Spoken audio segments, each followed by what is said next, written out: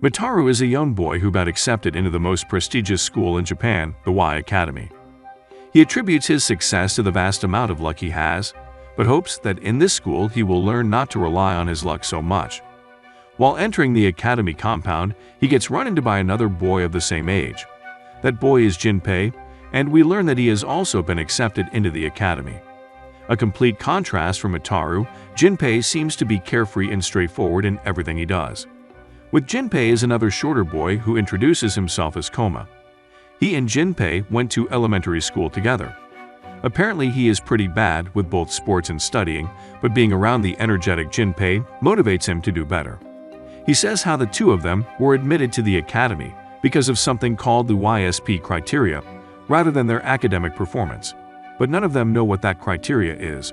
The scope of the academy is so big that they even made a makeshift city of students around it, called Academy City. The idea behind it being that it should help students prepare for integration into adult society. On the way to the entrance ceremony, the three of them meet Fubuki, a girl the same age as them. She is a self-proclaimed science girl and loves to create advanced gadgets and the like, one of which are her hover boots that she uses to move around. Mitaru instantly develops a crush on her. During the entrance ceremony, the headmaster is giving a speech, but Mitaru gets distracted by a spirit of a large, fat cat of sorts.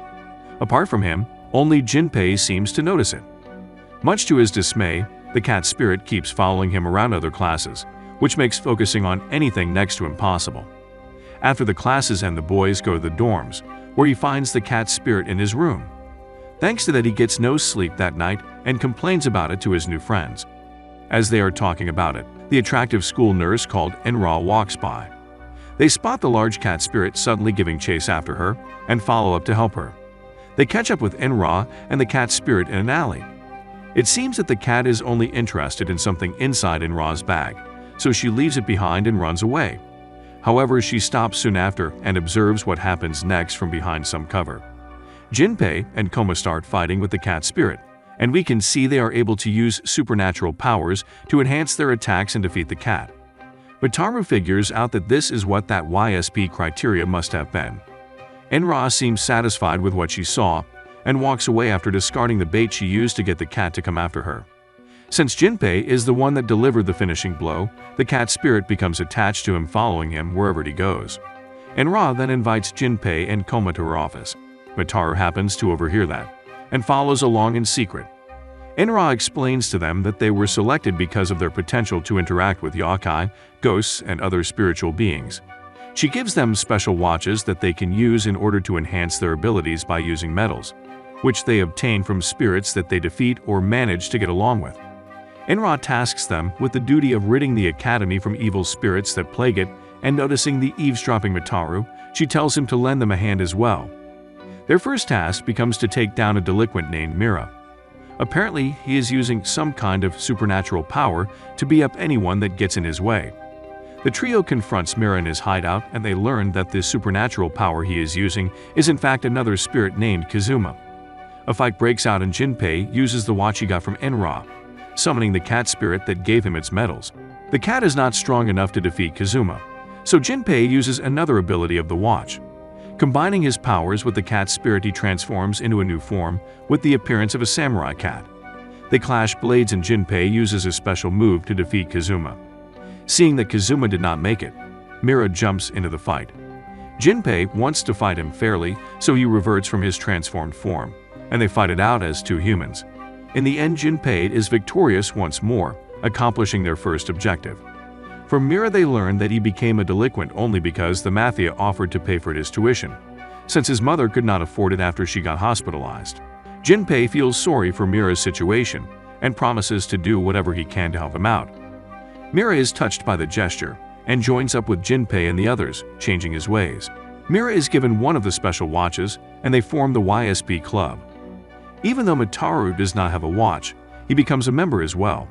Fubuki also ends up joining the club. The headmaster then invites the whole club to his office, where they are given their next task. Namely, his daughter Emma is possessed by a spirit that wants to kill her. Because of that, she was isolated at the nearby sword tower, and so the team ventures to the sword tower. Arriving at the tower, they learn that the stairway is in such a horrible state that only one person could be supported by it without the risk of it collapsing.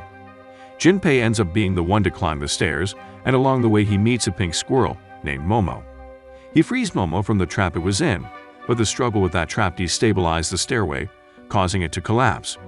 Running up as fast as he could, Jinpei reaches the top, but the squirrel does not, and ends up falling to its death.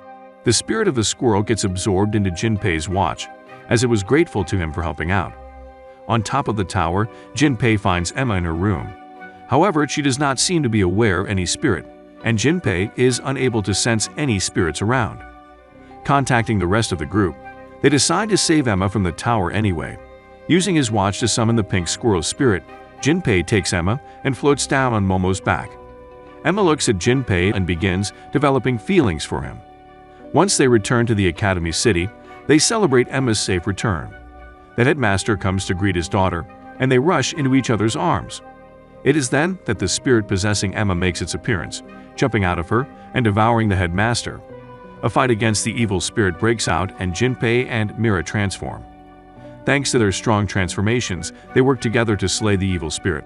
In order to show her gratitude, Emma invites Jinpei to an expensive restaurant. There she confesses her love for him.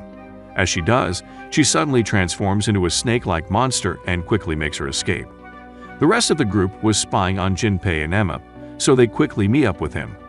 Fubuki explains that there is something in this academy called the Curse of Forbidden Love, and anyone who confesses their love to someone ends up dropping out. The headmaster is not happy about hearing that. While throwing a fit, he orders them all to figure out a way to save his daughter, or there will be serious consequences. Back in their club room, they are trying to figure out more about this mysterious curse.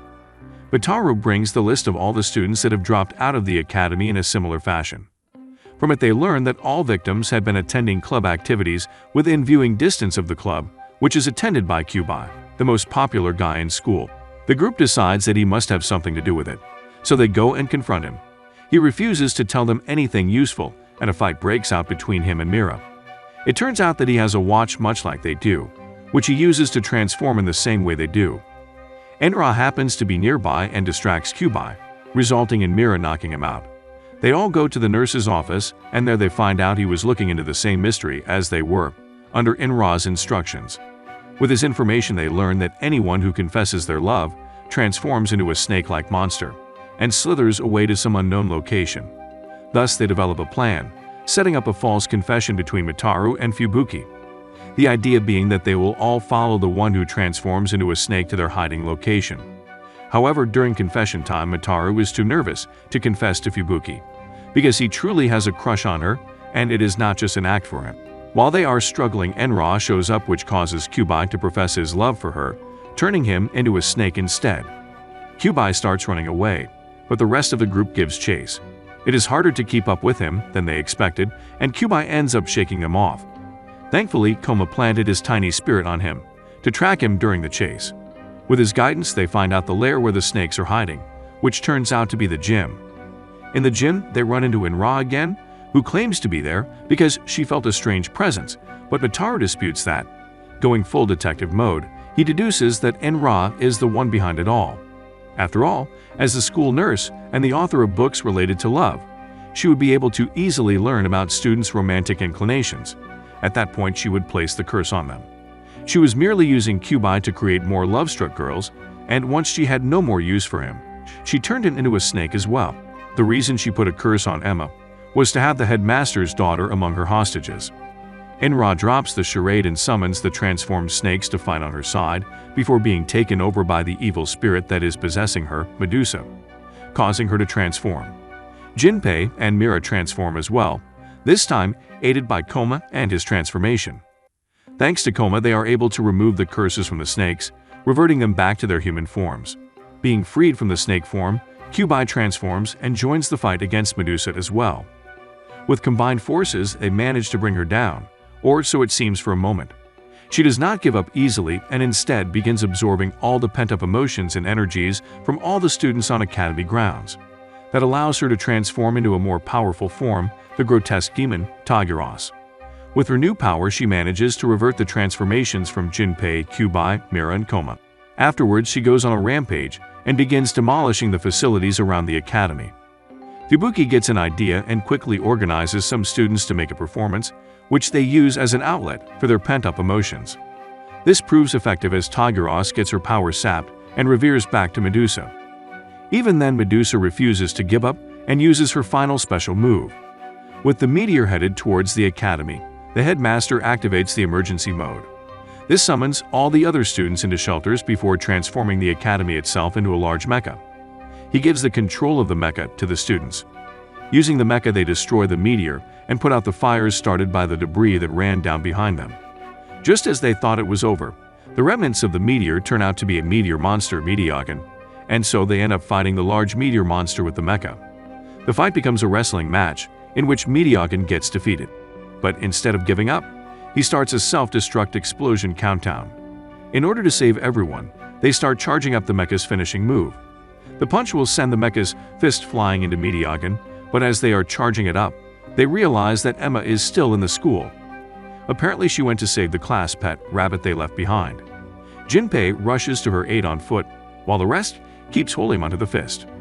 Navigating the school corridors is difficult due to their new orientations as parts of the mecha, but eventually Jinpei manages to reach Emma and a rabbit. Getting out proves to be another challenge, but thanks to Fubuki's emergency grenade that she gave him beforehand, he manages to blast open a hole for them to leave through.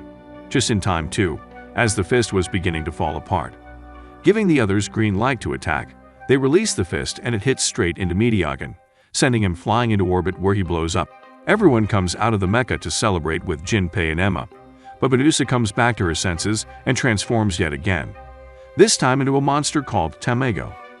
In this new form, she quickly spits some glue-like substance, rendering the students unable to move or transform.